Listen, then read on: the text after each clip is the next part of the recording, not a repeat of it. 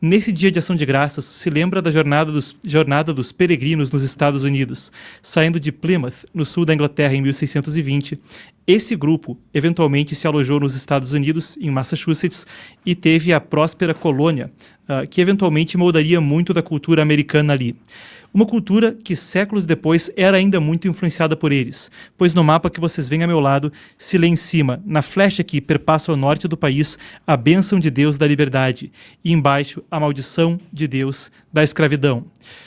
E tem dois navios que vocês veem no Atlântico. O navio de cima representa os peregrinos, pessoas profundamente cristãs que acreditavam que um povo moral receberia bênçãos, que a legislação deveria ter inspiração bíblica.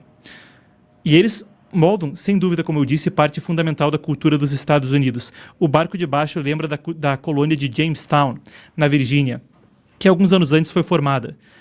E percebam como é tão profundo o impacto disso no imaginário popular que esse mapa, comissionado pelo Congresso americano em 1888, ainda traz resquícios disso. Essa cultura dos peregrinos, da providência divina e de uma crença profunda de que uma sociedade moral geraria leis morais e que essas leis regulariam um convívio moral, bom, isso entrou no cerne mesmo da ideia de Constituição de país dos Estados Unidos. Constituição no sentido literal, pois quando a Constituição dos Estados Unidos é proclamada após o fim da Guerra de Independência, a guerra acaba em 1783 e depois o Congresso Continental se reúne. Aquela Constituição recebeu suas 10 primeiras emendas, pontuando no seu âmago a ideia de direitos naturais, direitos outorgados por Deus ao homem, não por um governo ao homem, e um governo que existe pelos homens para proteger esses direitos. E na ausência de que esse governo os proteja, então há outros meios de protegê-los. Afinal, depois da primeira emenda, expressão, crença, vem a segunda, o direito de portar armas. Ideias que, se hoje são revolucionárias, mais ainda na época o eram. Mas, ainda assim, formaram a base que gerou a mais próspera nação, militarmente, economicamente, falando de todos os tempos, e também a que mais conseguiu preservar, em muitos graus, a liberdade de seus cidadãos por defeitos que tenha. Nesse dia de ação de graças, eu passei com vocês por essa história para voltar lá atrás em como essa cultura de direitos naturais e de um povo moral se desenvolveu. E daí se rastreiam muitos dos slogans da América. Mesmo em Deus confiamos, in God we trust, nas cédulas do dólar. E muitos dos estados também têm slogans que remetem a isso. Ainda o famoso slogan americano de uma nação sob Deus, One Nation Under God, que remete também à questão da federação dos estados, mas à união do povo sob esse aspecto, dos direitos naturais outorgados por Deus ao homem. Agora, quando a gente perpassa pela história americana, a gente vê muitos incidentes onde essas liberdades foram ameaçadas. Quando a gente volta lá atrás, houve um teste, mesmo para essas emendas da Bill of Rights, das 10 primeiras emendas da Constituição dos Estados Unidos, quando, no final do século XVIII, o Thomas Jefferson chega à presidência porque havia uma preocupação tremenda com liberdade de expressão, com uma lei aprovada 2 anos antes de sua vitória eleitoral, a Lei de Arens e Sedição. A vitória de Jefferson naquela eleição era, assim, um momento definidor de se o experimento americano conseguiria preservar as suas liberdades. E é um desafio que se enfrenta recorrentemente. E, claro, não é perfeito. Mas, como se costuma dizer, tirando todas, é a melhor forma de governo viável. Então, por aí, eu quero chegar com vocês no julgamento que acontece hoje no Supremo Tribunal Federal. Vocês veem a matéria do Supremo Tribunal Federal ao meu lado. Esse é um press release que vem diretamente do portal de imprensa deles e que fala: a STF começa a julgar ações sobre regras do Marco Civil da Internet para a remoção de conteúdos. E eu acompanhava o julgamento agora há pouco. Essa notícia é de ontem e continua. Também o julgamento continua hoje, espera-se que ele termine hoje, mas vale ainda dizer que pode se prolongar. É um julgamento de uma série de recursos que podem alterar fundamentalmente a questão do Marco Civil da Internet. A legislação que dispõe a respeito de como se utilizam as redes sociais no Brasil. É uma série de casos, mas que essencialmente se focam em alguns dos artigos do Marco Civil. Em particular, hoje se discute o artigo 19 do Marco Civil da Internet. Para a gente passar por todo o jargão legal e ao cerne da questão do que isso significa. Isso poderia significar que as redes sociais têm que se responsabilizar por publicações de terceiros e que essas publicações podem ser removidas sem ordem judicial, por notificação extrajudicial. Isso, essencialmente, deixaria que, sem transpassar a lei, acontecesse um caso onde uma notificação extrajudicial, um negócio que não vem de ordem judicial, uma notificação que está fora disso, vem, por exemplo, da Suprema Corte ou de outro órgão, de outra fonte, e então essa rede tem que remover publicações. Comigo descrevendo assim, não dá ideia de toda a gravidade da questão, que pode mesmo afetar direitos fundamentais como a liberdade de expressão. Ao mesmo tempo, quando a gente analisa a questão friamente, existem preocupações legítimas quanto às redes sociais, seja a criação de perfis falsos, seja a disseminação de informação falsa, e não só no contexto político eleitoral, mas informações falsas sobre terceiros, divulgação de imagens feitas com IA de terceiros, e casos que, se não tratados brevemente, podem realmente causar danos pessoais, institucionais, o que quer que seja. É com certeza delicado. Eu fiz esse início também pelo Dia de Ação de Graças, mas para fazer um resgate civilizacional das liberdades na história não só dos Estados Unidos, mas do Ocidente, e fazer esse paralelo histórico, porque esse também é um dos momentos onde a gente se pergunta como iremos lidar com esse assunto de uma forma adequada que não solape as liberdades dos cidadãos. Claro, de uma certa perspectiva, muitas delas têm sofrido desafios. Mas, melhor do que eu poderia falar sobre o assunto, eu conversei com o Dr. André Marcília. O Dr. André foi o primeiro advogado no chamado inquérito das fake news, inquérito 4781. Ele que também escreveu essa jornada no livro Censura por Toda Parte. Eu tenho um exemplar aqui, agora sim, com a câmera abrindo em mim, Censura por Toda Parte. Eu tenho um exemplar aqui. E é um estudioso do tema da liberdade de expressão, é professor de Direito Constitucional.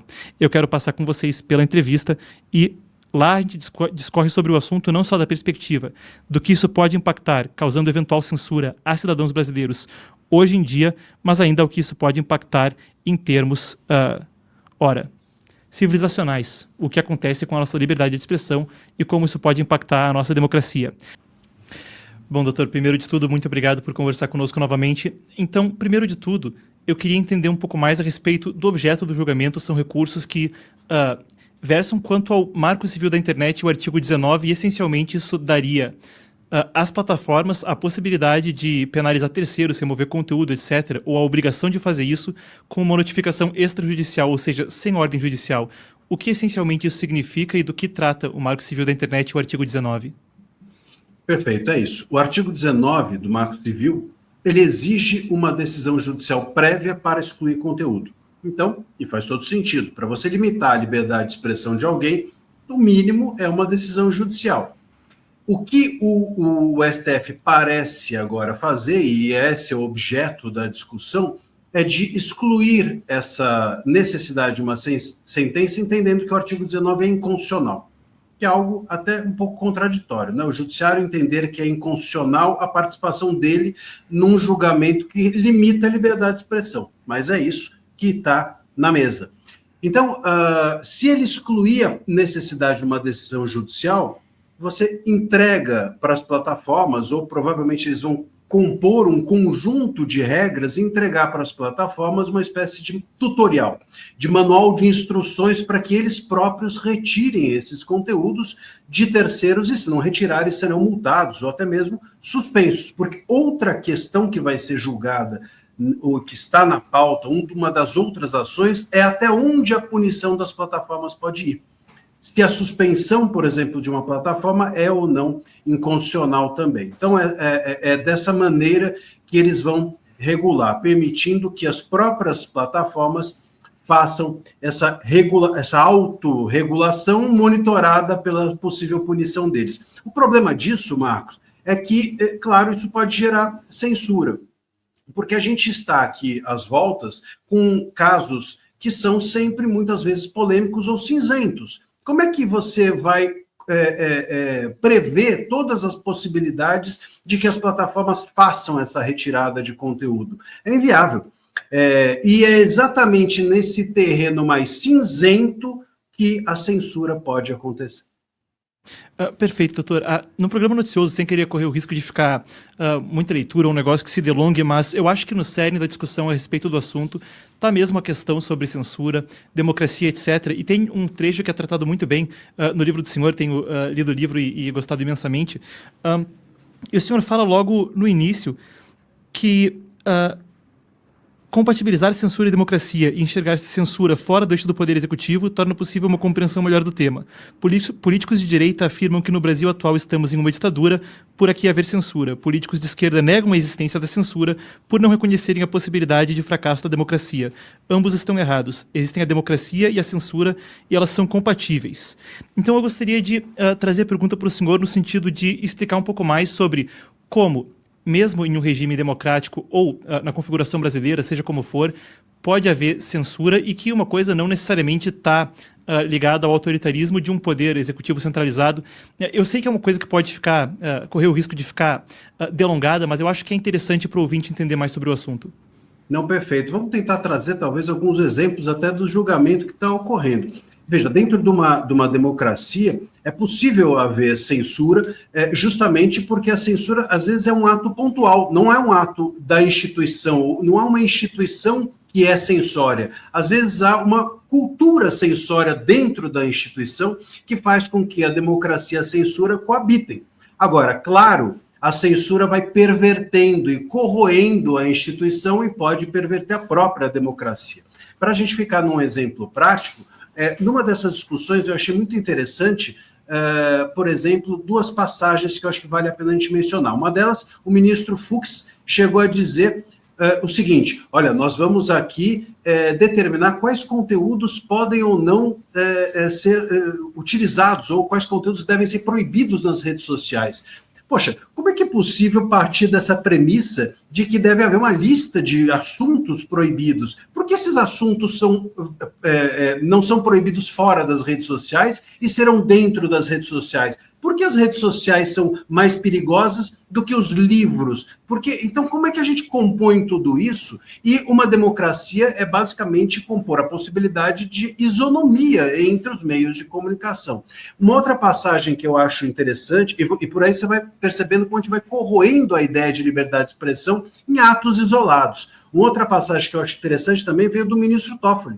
O ministro Toffoli, em algum momento, eles disseram até aos advogados das plataformas o seguinte: olha, retire os meus perfis ou comece removendo os meus perfis pessoais falsos que tem lá. Cada ministro deve ter um monte de perfil falso e etc. Pois bem, mas e se esses perfis, por exemplo, forem paródias? E se esses perfis forem sátiras? E se a gente estiver ali diante de um comediante que tem direito de fazer isso? Será que uma decisão judicial não tem que avaliar isso? Em algum outro momento, o próprio ministro Toffoli disse: e se tiver um site, um perfil que o nome é Morte à Democracia, né? Ele poderá ser registrado? E a advogada respondeu: poderá. E ele, então, ficou muito abalado com aquilo. Mas e se houver um site crítico, um site monarquista, ou um site político que tem esse tema? Será que ele não pode? Será que ele não tem o direito de ter esse nome? Então, o problema é esse. Nesses lugares cinzentos, se a gente retira a decisão judicial, a gente possibilita a censura. E, sem dúvida alguma, se nós tivermos 100 casos retirados corretamente, mas um deles for censório, eu entendo que a democracia está em perigo por causa desse um. Uma só censura dentro de um mar de correções já faz um ambiente censório, um ambiente democrático perigoso ou até mesmo a caminho de uma certa degeneração. Você falou sobre a cultura e tem uma coisa que o senhor publicou recentemente nas redes, doutor. Você falou: as pessoas justificam as redes deverem ser reguladas porque a Europa regulou. Aceito o argumento se trouxermos junto da regulação europeia a Suprema Corte Europeia. Quem topa? A lei é temperada pela cultura e a nossa é autoritária e censória com as redes. E eu trago essa citação do senhor porque você falou agora há pouco a respeito da cultura e da forma como o judiciário brasileiro pode, a partir de um fator cultural, lidar com essas questões. E a pergunta, eu acho que é no sentido precisamente da comparação com... Existem preocupações legítimas, perfis falsos, pessoas que estejam se passando umas pelas outras, outros atos que podem ser criminosos, né?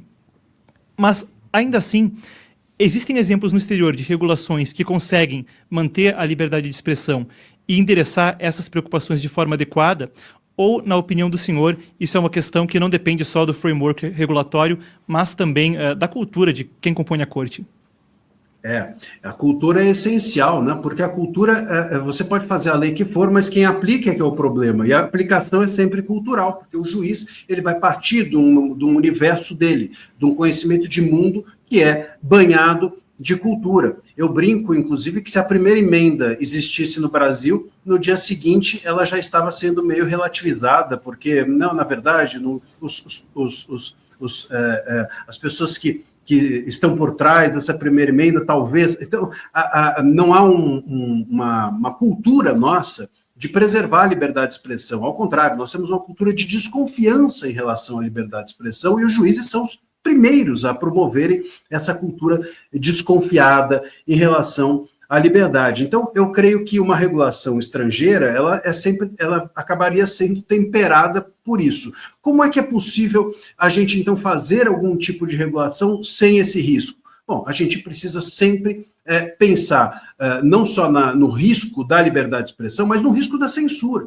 E o que os juízes, em geral, fazem é compor leis, quer dizer, juízes comporem lei já é esquisito, mas os juízes, a gente se acostumou a dizer isso, né? Mas eles têm, de alguma forma, pensado as leis, ou interpretado as leis, ou até mesmo feito irregularmente, mas feito as leis no Brasil, pensando sempre no risco do exercício da liberdade. E é necessário que nós, e que o parlamento, e que o Congresso faça leis pensando também no risco da censura, pensando na aplicação de uma cultura autoritária. Se nós compusermos esses dois elementos, risco da censura com o risco da liberdade, talvez a gente tenha alguma chance. E isso lá fora não é necessário, porque eles não têm essa visão autoritária e censória incutido dentro da cultura. É interessante que o senhor tenha mencionado a respeito dos Founding Fathers, dos pais fundadores da América, porque até, para informar o público, a Constituição dos Estados Unidos tem 10 emendas, as primeiras 10 emendas, que a primeira inclui o direito à liberdade de expressão, crença, etc. A segunda é o direito de portar armas. Até a redação da segunda emenda é uma de que, já que uma milícia bem regulada é essencial aí para as coisas funcionarem, duas com um texto que hoje em dia no Brasil não faltariam rótulos para qualificá-las. E eu queria trazer a questão para aí, doutor, porque tem um pensamento que eu tenho quando leio a notícia a respeito, e eu queria ouvir do seu parecer, que, claro, tem a qualificação acadêmica e a experiência de lidar com liberdade de expressão operando no direito. Uma das coisas que tem sido argumentada lá no Supremo Tribunal Federal é de que, ora, as grandes empresas de jornalismo, as grandes empresas de comunicação, os veículos de imprensa, televisivos, jornalísticos, têm a responsabilidade sobre tudo que é publicado lá dentro. Sendo assim, o mesmo deveria valer para as redes sociais. Quando a gente volta lá atrás para os pais fundadores da América, isso também era um debate que existia, no sentido de que, muitas vezes, com o barateamento das impressões no continente americano, pela primeira vez a gente via muitos panfletos circulando, né? Até um panfleto chamado Senso Comum, do Thomas Paine, um dos pais fundadores da América, era a faísca que começou a Revolução Americana. E havia também essa preocupação precisamente de que, antes, aquilo que era acessível somente a uma casta de elite, que tinha os recursos para poder publicar aquilo que pensava, se popularizasse e que, de repente, todo mundo pudesse começar a falar. O questionamento que eu queria trazer era a respeito de um paralelo. Então, ora, o problema não é necessariamente a liberdade de expressão, mas quem tem a liberdade de expressão, se isso se extrapola de uma casta que tem os meios de ter ampla difusão, seja por concessão de televisão, seja por ter a ampla circulação de uma mídia tradicional que já herda um público de uma outra era, versus qualquer um poder falar o que quiser. E eu gostaria de ouvir o parecer sobre o senhor. Isso não pode desbordar para uma situação onde o problema não é se pode ou se não pode falar, mas quem pode falar, se é um conglomerado de mídia ou um cidadão comum? Sem dúvida. Ótima pergunta. Esse é muito interessante, porque é exatamente isso. O que está por trás da regulação das redes... Veja, por que ninguém fala da regulação dos livros? Por que ninguém fala... E, curiosamente, as pessoas hoje que são a favor da regulação das redes idealizam a mídia tradicional, vamos dizer assim, são as mesmas que lá atrás, alguns anos antes das redes, demonizavam as mídias tradicionais, dizendo que elas eram elitistas, ou que apenas algumas pessoas tinham acesso a elas. Agora que todos têm acesso às redes sociais, aí o problema é esse. Antes o problema era o filtro, agora o problema é a falta do filtro. O problema, me parece, é a liberdade. E a gente tem me parece isso claro. Então, se a gente acredita que a imprensa pode falar o que quiser porque tem um bom editor, vamos dizer assim, se a gente acredita que os livros podem ser publicados porque tem um bom filtro e que as redes sociais sem filtro são um grande perigo, me parece que é isso. A gente tem uma ideia elitista a respeito da liberdade de expressão. Estão ali falando pessoas que deveriam estar quietas. É isso que está por trás. O grande perigo não é o que está sendo dito, mas é quem está podendo dizer.